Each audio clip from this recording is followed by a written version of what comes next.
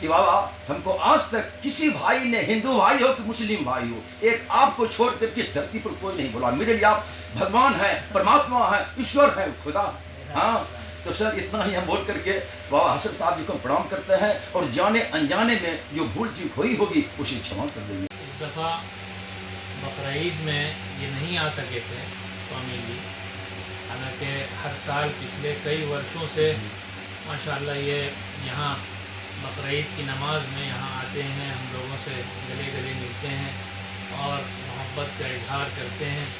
हम इनके बड़े ही शुक्रगुजार हैं कि हिंदुस्तान की जो सभ्यता है, संस्कृति है, प्यार मोहब्बत का माहौल है, उसको ये ताज़ा करते हैं।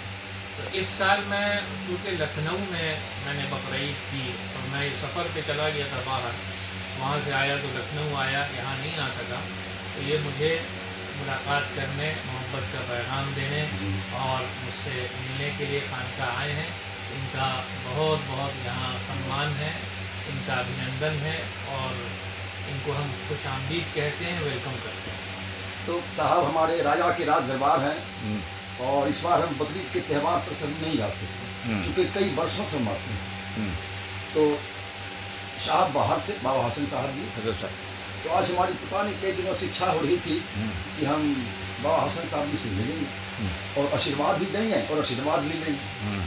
बाबा हसन साहब जी के शरीर में चंद्रमा की चांदनी के समान चटकीली मानवता की रोशनी बास करती है। तो क्या तो सुन लो देशवासियों, बाबा हसन साहब जी के शरीर में चंद्रमा की चांदनी के समान चटकीली मानवता की रोशनी बास करती है और मानवता की रक्षा के लिए बाबा हसन साहब जी दुर्लभ किस्म के हर एक मोड़ पर पहुंचते हैं।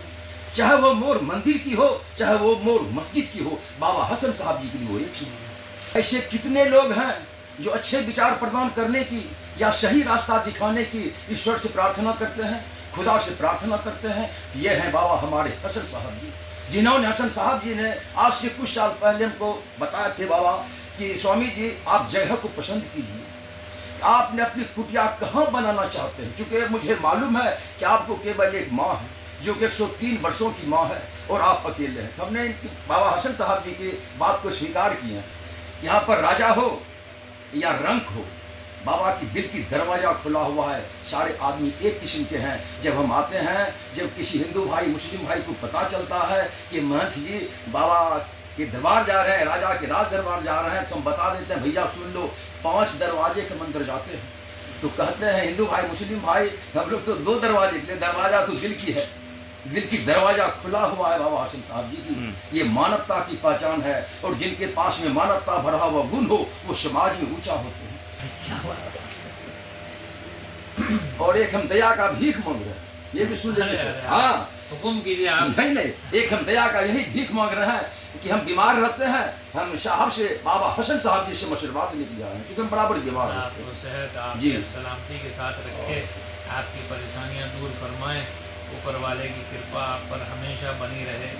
सेहत सुख के साथ आप समाज की सेवा कीजिए और अपने पड़ोसियों की सेवा कीजिए, मुल्क की सेवा कीजिए और हिंदू मुस्लिम एकता की, भाईचारे की बात पूरे देश में फैलाइए।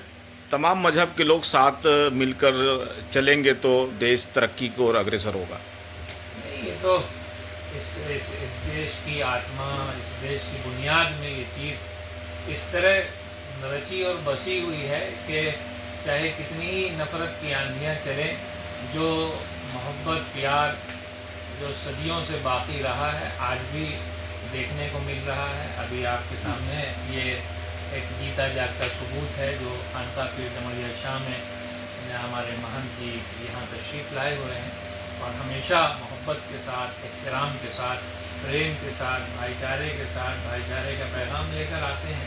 जाहिर है कि हम इनको भी प्रणाम करते हैं। आप क्या सर, आप राजा हो के फकीर को क्या प्रणाम जो है जीने सर, आप तो राजा हैं और इसलिए कोई दाग नहीं, फकीर आप क्या दरबार ये दुआ करते हैं ये समाज के काम आते रहे, हिंदू मुस्लिम का एकता का पैगाम फैलाते रहे। इसी में हमारी देश की ताकत है, उन्नति है, तरक्की है, सलामती है।